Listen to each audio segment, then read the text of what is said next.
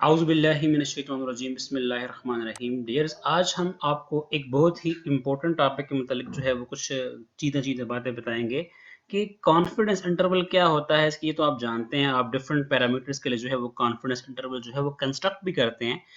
हमारे पास information given होती हैं, हमें फार्मूला जो है याद होते हैं, हम जस्ट उसमें पुटिंग करते हैं और विद इन सेकंड जो है आप जो है वो किसी भी पैरामीटर के लिए आप कॉन्फिडेंस इंटरवल जो है वो कंस्ट्रक्ट कर जाते हैं। लेकिन जब आपसे इंटरव्यू में पूछा जाता है तो डेफिनेटली वहाँ तो आपसे कोई ये नहीं पूछते ना कि आप इसके लिए कॉन्फिडेंस इंटरवल जो है वो कंस्ट्रक्ट करें। वहाँ से फिर आपसे काफ़ी बेसिक चीज़ें जो है वो पूछी जाती हैं।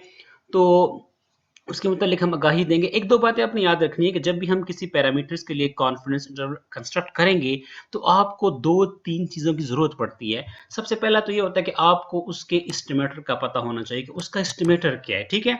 यानी जिस पैरामीटर के लिए आपने कॉन्फिडेंस इंटरवल कंस्ट्रक्ट करना है उसका एस्टिमेटर आपको पता होना चाहिए। सेकंड, उस एस्टिमेटर की सैंपलिंग डिस्ट्रीब्यूशन का आपको इल्म होना चाहिए और फिर उस एस्टिमेटर का स्टैंडर्ड एरर जो है वो आपको पता होना चाहिए। तो फिर आप किसी भी पैरामीटर के लिए बआसानी बड़े आसानी से आप कॉन्फिडेंस इंटरवल जो है वो कंस्ट्रक्ट कर सकते हैं, ठीक है। अच्छा, ये हमारे पास तो एस्टिमेटर हो, लेट्स सपोज हम म्यू के लिए कर रहे हैं, ठीक है। हम आपको समझाएंगे, हम यहाँ पे आपको 95% कॉन्फिडेंस इंटरवल जो है वो कंस्ट्रक्ट करके बताएंगे। उसका मतलब क्या, उसका complete CT scan, complete x ray करके बताएंगे, ताकि किसी किस्म की चीज़ जो है वो आपसे मख्फी ना रहे, पोशीदा ना रहे, आपसे हम हिडन नहीं रखेंगे, ठीक है। अच्छा, लेट्स सपोज हम पॉपुलेशन मीन के लिए कॉन्फिडेंस इंटरवल बना रहे हैं, तो ये तो हमारे पास उसका एस्टिमेटर रहा जिसको हम सैंपल मीन कहते हैं। ये हमारे पास क्रिटिकल वैल्यू होती है। अगर लेट्स सपोज ये हमारे पास हम टी स्टैटिस्टिक यहाँ पे इस्तेमाल कर रहे हैं, ये जो वैल्यू होती है ये लेवल ऑफ सिग्निफिकेंस पर डिपेंड करती है, जिसको हम कॉन्फिडेंस लेवल भी कहते हैं, जिसको हम कॉन्फिडेंस कोएफिशिएंट भी कहते हैं, जिसको हम क्रिटिकल वैल्यू भी कहते हैं, जिसको हम टेबुलेटेड वैल्यू भी कहते हैं। और किस पर डिपेंड करती है, ये कॉन्फिडेंस लेवल पे डिपेंड कर रही होती है, ठीक है। ये मल्टीप्लाई होती है किससे, एस्टिमेटर के स्टैंडर्ड एरर से, ठीक है। तो आपका जो एस्टिमेटर एक्स बार, इसका जो स्टैंडर्ड एरर होता है वो बराबर होता है S divided by N under root, ठीक है।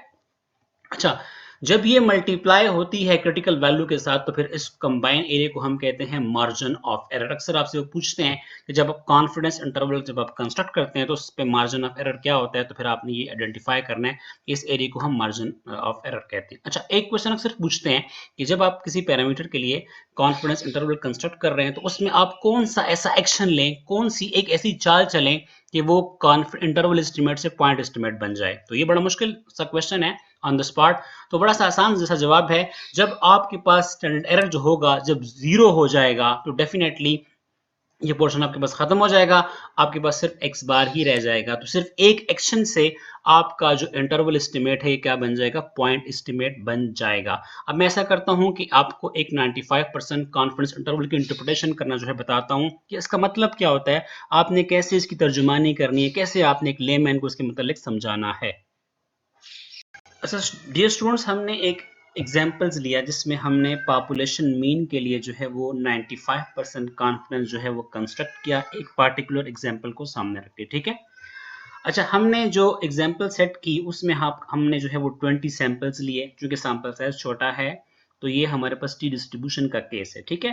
तो जब हमने कॉन्फिडेंस इंटरवल बना दिया तो ये आपको मैंने एक पिक्टोरियल जो है वो बैकग्राउंड इसलिए बताया कि आपका कॉन्सेप्ट जो है वो 100% क्या हो जाए, क्लियर हो जाए। तो मैं ये स्टेटमेंट पढ़ूंगा, काफी इंपॉर्टेंट होगी, आपने थोड़ा सा इस पे गौर करना है।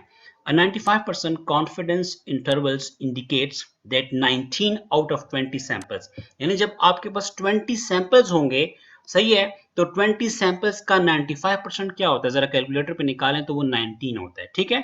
यानी आपने म्यू के लिए 95% कॉन्फिडेंस इंटरवल निकाला, आपके पास सैंपल साइज जो है वो 20 आ रहा है। तो इसका मतलब ये है कि जब आप इस सैंपल साइज को इस्तेमाल करके इस पॉपुलेशन से के मीन के मुतालिक जब आप 95% कॉन्फिडेंस इंटरवल बनाएंगे तो इसी सैंपल स्पेस में से 19 ऐसे इंटरवल्स बनेंगे जो आप जिनमें आपका पैरामीटर जो है वो लाई करेगा, और एक उसमें ऐसा इंटरवल एस्टिमेट आएगा जो आपकी उस रेंज से बाहर हो गई, उसमें आपकी जो पैरामीटर की वैल्यू है वो फॉल नहीं करेगी। देखें, लेट सपोज हमारे पास ये म्यू है, देखें ये मुख्तलिफ इंटरवल्स हमारे पास आ रहे हैं, लेकिन लेट सपोज हमने पहला इंटरवल बनाया, फिर ये हमारे पास सेकंड इंटरवल्स, एंड ये अप टू 20 इंटरवल्स हमने बनाए हैं। ठीक है, यानी 20 हमने इंटरवल एस्टिमेट बनाए हैं, इसमें 19 एस्टिमेट ऐसे हैं जिनमें हमारी म्यू की वैल्यू आ रही है और एक हमारे पास एक ऐसा इंटरवल आ रहा है जिसमें मीन की वैल्यू नहीं आ रही। ठीक है, अगर आप इसको जो है वो लेट्स सपोज 90 कर देते हैं, ठीक है, तो डेफिनेटली फिर आपके पास 20 का 90% क्या होगा, 18 होगा। तो फिर आपके पास 18 ऐसे इंटरवल एस्टिमेट आएंगे जिनमें आपको मीन की वैल्यू फॉल करती हुई नजर आएगी, जबकि दो इंटरवल एस्टिमेट ऐसे होंगे जिनमें आपको मीन की वैल्यू नजर नहीं आएगी क्योंकि उस रेंज से बाहर होंगे। तो ये इसकी क्या होती है, इंटरप्रिटेशन होती है कि जब हम 95% कॉन्फिडेंस इंटरवल कंस्ट्रक्ट करेंगे 20 का सैंपल साइज लेके, तो इसका मतलब ये है कि 20 सैंपल में से 19 सैंपल ऐसे होंगे जिनमें मीन की वैल्यू आपको लाई करती हुई नजर आएगी और उसमें एक इंटरवल एस्टिमेट ऐसा होगा जिसमें आपको मीन की वैल्यू लाई करती हुई नहीं नजर आएगी। तो ये जो होती है कॉन्फिडेंस इंटरवल की कंप्लीट इंटरप्रिटेशन होती है। इस तरह अगर आपका सैंपल साइज 30 है, 40 है, 50 है, तो उसका आप अगर आप 90% ले रहे हैं तो 50 का आप 90% निकाल लें। ठीक है, अगर आपके पास सैंपल साइज जो है लेट्स सपोज 60 है और आप जो है वो 99% कॉन्फिडेंस इंटरवल निकाल रहे हैं, तो 60 का 99% निकालें, कितना बनता है, जो जो बनेगा उतने इंटरवल एस्टिमेट में आपका मीन नजर आएगा और जो रेस्ट ऑफ द नंबर्स बचेंगे उस वो आपके इंटरवल से आउटसाइड पे लाई करेंगे।